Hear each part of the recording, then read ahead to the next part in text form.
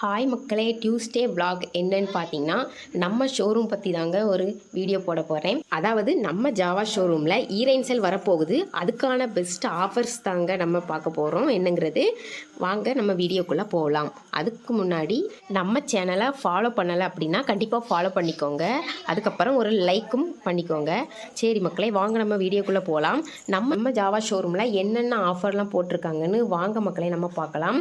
நம்மளோட Java T shirt ஃப்ரீயாக கொடுக்குறாங்க. அது மட்டும் இல்லாமல் நம்ம ஜாவா ஷோரூமில் பிராண்டட் ஹெல்மெட்டும் கொடுக்குறாங்க. அதாவது லோக்கல் ஹெல்மெட்டு அந்த மாதிரி எதுவுமே இல்லை, ஃபுல் பிராண்டட் ஹெல்மெட்டு. அதாவது நம்ம லோகோ போட்டு, அதாவது நம்ம ஜாவான்னு லோகோ போட்ட பிராண்ட் ஹெல்மெட்டு தான் நாங்கள் கொடுக்க போகிறோம். அதாவது கஸ்டமர் எதிர்பார்க்கறதை விட பெஸ்ட்டாக பண்ணி கொடுக்கணும் அப்படிங்கிறது தான் எங்களோட எய்ம்.